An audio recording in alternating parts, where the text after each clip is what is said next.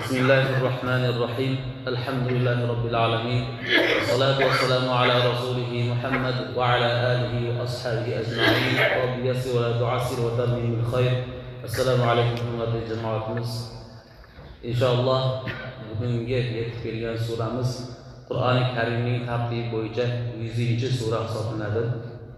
Chunki biz 30-paradan boshlaganimiz uchun kichik suralarni ko'rayotganligimiz uchun mana shu 100-tartibda bo'ldi. Bundan avval demak 14 ta surani tugatgan bo'lyapmiz inshaalloh. Bu 15-raqamdagi suramiz. Alloh taolo bu surada shunday narsalarni bayon qilganki, insonning asl tabiati qanaqa ekanligini bayon qilgan. Inson nimalarni yaxshi ko'radi, nimalarni yoqtirmaydi. Insonning nimalar xotirasi saqlanib qoladi-yu, nimalarni xotirasidan o'chirib yuboradi. Mana shular to'g'risida suhbatlashadigan oyatlarimiz ekan inshaalloh. Ma'lumki, avvalgi ayrim suralarda, masalan, Asr surasining boshiga o'xshab, val asr, zamonga, vaqtga, asrga, qasamga o'xshab, Alloh taolo eng muhim masalalarga kirishdan avval qasam bilan boshlaganligini bildik. Endi Alloh taolo bu biz yetib kelgan suramizni bir emas 5 oyatida, demak bir qancha oyatlarda Alloh taolo qasam bilan davom ettiryapti. Demak bu haqiqat inson har soniyasida, har onida o'zini o'zi taftish qilish kerak bo'lgan masala ekanligini bildiradi. A'udhu billahi minash shaytonir rojim. Wal 'adiyati dhabha fal muriyati qadha. Alloh taolo bu yerda ya'ni hayvonlar, miniladigan ulovlar, otlar haqida boshlayaptiki, yugurganda hansirab o'zlaridan ovoz chiqaradigan otlarga qasam. Birinchi oyat. Nimaga aynan yugurganda? Demak, shunday kuch bilan, quvvat bilan yuguradiki, otlar ana shu yugurganda qornlaridan hansiragan ovozi tashqariga eshitilib turadi. Mana shunaqa baquvvat otlarga qasam. Va shu bilan birgalikda fal muriyati qadha, ya'ni shunaqa tez chaqqon yugurganidan tuyoqlari toshga tegib, toshdan cho'q chaqnatadigan otlarga qasam dedi Alloh taolo. Bilamiz, arab hududlari faqat tosh, tog'lardan iborat. Endi u yerda toshdan olov chiqarish uchun qanday zarb bilan urilish kerak? Oddiy temir bilan toshni shunchaki ursak, cho'q chiqmaydi. Balki zarb bilan qattiq urganimizdagina cho'q chiqadi. U otlar shunaqaki, shunaqa kuch bilan, quvvat bilan yer tepib yuguradiki, har bir qadam bosganda tuyoqlardan cho'q chiqadi deb maqtayapti Alloh taolo. Shularga qasam. Fal mughirati subha, yana shunday otlarga qasamki, ular subh vaqtida erta tongda dushmanlarning ustiga bostirib borgan otlarga qasam. Dushmanlarning ustiga. Arablarda islom ilk kelgan vaqtlarda Payg'ambarimiz alayhisalom va mushriklarning o'rtasida bir qancha janglar bo'lib o'tgan. Islom tarixidan bizga ma'lum. Odatda musulmonlar hujum qilsalar, subh vaqtida hujum qilar edilar. Nima uchun? Chunki musulmon odam subhda uxlamaydi. Subhdan nima qiladi? Turadi, tahoratlar bo'lmasa o'qiydi musulmon odam. Mushriklar o'sha vaqtda, u vaqtda aynan ular g'aflatda, uyquda yotgan vaqtlar bo'ladi. Haqiqatan o'ylab qarasak, ertalab kelgan uyquning shirinligi hech qaysi vaqtda kelmaydi, to'g'rimi? Balki shuning uchun Alloh taolo ikkita vaqtni barakatli qilgan. Birinchisi subh vaqti, ikkinchisi shom va xuftaning orasidagi vaqt. Eng barakatli, fazilatli vaqt hisoblanadi. Mana shu vaqtda dushmanlarning ustiga bostirib boradigan otlarga qasam. Ya'ni kim o'sha vaqtdagi urush quroli, urushni boshqarish, dushmanlarning oldiga borganda qo'rqmasdan bostirib borish uchun katta yurak kerak. Mana shunday ishlarni qila oladigan abdir, chaqqon otlarni aytib qasam ichadi, maqtab qasam ichadi Alloh taolo. Shu bilan birgalikda oyatga kelganda athar nabihi naqa. Yana shunday otlarki, ular shularga qasamki, yerda tongda bilan chang ko'tariladi. Chang kuni isiga ko'tariladi, to'g'rimi? Ular shunaqa chaqqon chopadigan otlarki, oyog'idan olov chiqarishi bilan birgalikda erta tongda ham yugurib, hamma joyni chang g'uborga to'ldiradigan otlarga qasam. Urushga hamma otlar jamlanib yugurar ekan, urushga ketishdi. Sahobalar mindirib. Yugurgandan yugurishning kuch-quvvatdan yerdan chang chiqib ketar ekan. Qani arab diyorlari tosh tog'lar bo'lsa, shu yerlardan ham chang chiqadigan kuchli otlar bo'lgan ekan. Shularni aytib Alloh taolo qasam ichdi. Va qasam oyatlarining 5-sida, ya'ni oxirisida fa wasaqna bihi jam'a.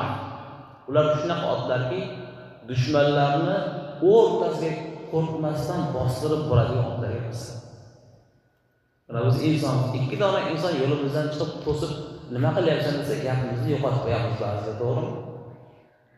Otlar haqida maqtayapti Alloh taolo butun boshli dushmanlarning ichiga qo'rqmasdan jur'at bilan bostirib boradigan, o'rtasini yorib kira oladigan otlarga qasam dedi.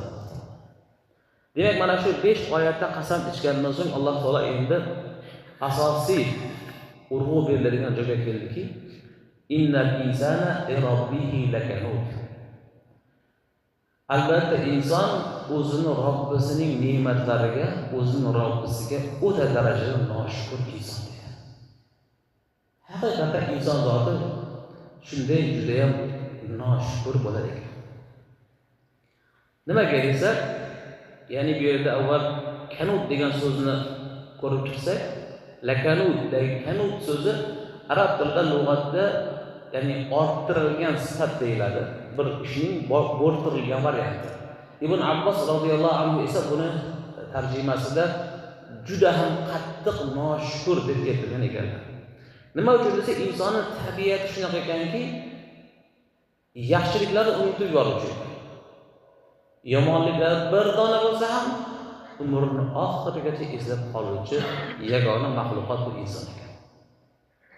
Haqiqatan biz birgina yomonlik qilib qo'ysak kimgadir yoki yomonlik deb atalgan uning nazdida yomonlik qilib qo'ysak, butun boshli qilgan yaxshiliklarimiz shunchaki ko'z yumib ketadi inson.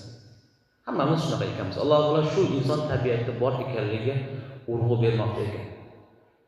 Rivoyatlarda keltiriladiki, bir inson, olim inson bir talabasini o'qitdi, o'zidek katta olim qilib, endi unga javob berish vaqti keldi. Duosini berib, endi ishini mustaqil bajarish vaqti kelganda shogirdiga yangi to'nlarni kiydirdi, sallalarni kiydirdi, qo'liga bir qancha tilla pullarni beribdi. Mana bola, o'qishing tugadi, Alloh baraka bersin. Mana yangi sarpo, mana yangi ish boshlab o'z o'rningni topish uchun mablag' bo'ladi. Endi o'zingni o'zing aytmaysan, Alloh sendan rozi bo'lsin deb-yu, qulog'ining tagiga bitta shoqolaq urdi. Shu bilan javob berdi. Shogird nima deyishni bilmay, duoni ham oldi, kaltakni ham yedi. Shu bilan ketdi. Oradan 20 yil vaqt o'tganda ustoz shogirdning xabarini eshitdiki, shogirdi bir katta viloyat qozisi bo'ldi. Bitta katta viloyatning qozisi bo'ldi shogirdi. Endi 20 yillik shogirdi bir borib ziyorat qilish shogirdini qozilarni bizdek odamlarni ko'rib kelgan vaqti yo'q. Vaqti yo'q insonlar borib qabulga yozdi. Endi shogirdimdan men duo olaman deb bordi. Ustoz shogirdni qabulga kelsa, shogird aytdiki, ustoz keldi, chiroyli kutib olibdi, mehmon qildi. Ustoz 20 yildan beri savol meni qiynaydi. Avval kichkina odam edik, so'ra olmasdik. Endi mana katta odam bo'ldik, so'rasak bo'ladi. Nima savol shogirdim? Shu 20 yil oldin nima uchun qulog'imdagi bir tarsaki urganingiz dedi. 20 yildan beri shuni o'ylayman. Desa ustoz aytdi, bolam, bir xaltachada tilla berganim esingda yo'qmi? Ustingga yangi chakmon, to'n, sallak kiydirganim esingda yo'qmi? Shu bir ularni esimda qoldi. Shunday ustoz shu esimda qoldi desa, bolam bu ham senga tarbiya edi. Qayerda bo'lsang, kim bo'lsang ham shuni unutmagin-ki, insonlar bitta xato kamchiligi bilan barcha qilgan yaxshiliklarni unutib yuborishadi. 10 yillab senga dars berdim, oxirida pul berdim, kiyim berdim, esingda qolmabdi-ku, bitta tarsaki esingda qoldi. Ya'ni haqiqatan mana shu oyatni tasdiq o'laroq inson borki, hammamiz tabiatimizda shunday narsa borki, yomonliklarni hammasini eslab qolamiz, yaxshiliklarni birortasini eslab qolamiz. balki biz nima qilishimiz kerak shu oyatlarni o'qigandan keyin hammada xato kamchilik bor, o'zimizda ham to'lib xato kamchilik, o'zgalarga qarashga holimiz yo'q. Shuning uchun o'zgalardan ayrim xato kamchiliklar o'tganda buni bandalikka yo'yib to'g'ri tushunib qo'yishimiz kerak ekan.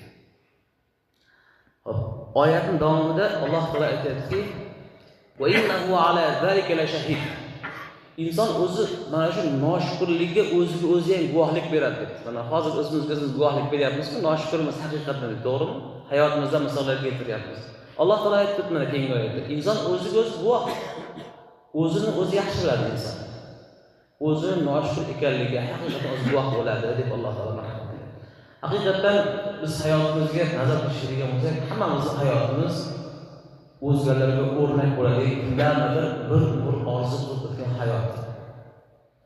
Uyimiz bormi, ko'chada emasmiz, uyimiz bor, alhamdulillah. Oilamiz bormi, farzandlarimiz, nabiylarimiz bormi, alhamdulillah bor. Yana nima deymiz? Falon narsani kam. Sog'ligimiz bormi, masjidimiz, Allohning dinimiz, jannatning kaliti bo'lgan iymonimiz bor, yana nima kerak?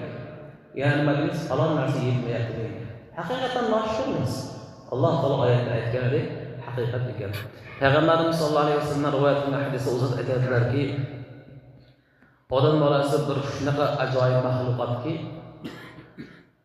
agar bitta vodiy oltini bo'lsa, mana Toshkent shahar deydigan bir vodiy oltini bo'lsa, ikkita bo'lsa degan inson.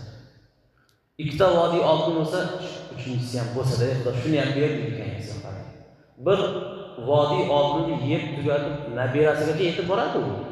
Faqat yeb tugatsa ham, lekin nima ekan? Yana bitta bo'lsa. Demak, odam bolasi aynan mana shunday narsalarga o'ch inson hisoblanadi ekan. Va inson tabiatida bor ekanki, inson tabiatida shunday narsa bor ekanki, mol dunyo yig'ishga qiziqish bor inson tabiatida. Mana keyingi oyatimizni ko'rsak bo'ladi. Va innahu li hubbil khayri la shadid. Bu oyatdagi xayr degan yaxshilik degan ma'noda emas, mol dunyo degan ma'noda ekan. Hamma mufassirlar bir ovozdan bu yerdagi xayr so'zi yaxshilik ma'nosida emas, balki mol dunyo ma'nosida degan ekan. Nima uchun inson bunaqa aynan noshukrlik qiladi desa, yoki o'zi noshukrligiga o'zi ham guvoh bo'lib turib, yana noshukrlik qiladi. Nimaga bunday desa, chunki inson tabiatida mol dunyoni yaxshi ko'rishi juda ham qattiq. Juda ham mol bilan ko'p yaxshi ko'radi inson degan ekan. Va mana shu mol dunyoni yaxshi ko'rganligi uchun har qanaqa vaziyatda pul topishga, uni jamlashga ishtiyoq bo'lar ekan odam.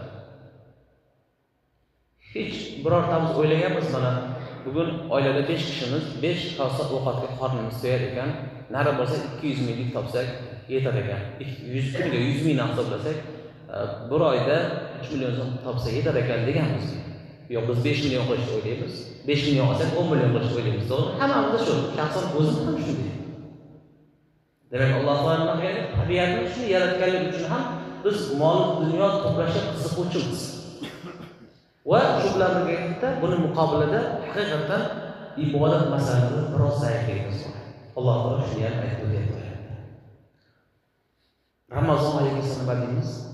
Biroz betobmanda shu yarim tutmasa nima bo'ladi deymiz. Yoki namoz vaqti qolsa 10 daqiqa keyinroq o'qisa nima bo'ladi deymiz. Zaifligimiz bor, to'g'rimi? Kimdir qo'limizga kelib falon joyda soat 2 da borsang $100 berar ekan desa, 2,5 da bo'lsa nima bo'ladi deymiz-ku. 2 dan 5 daqiqa oldin yetib borishimiz mumkin. Demak, haqiqatan bu nima? Inson tabiatida Alloh taolo yaratgan holat ekan. Alloh taolo mana shu holatlarni aytib o'tyapti. Oyatlarning qolganida afala ya'lam idza bu'thira ma fil qubur va husila ma fis sudur.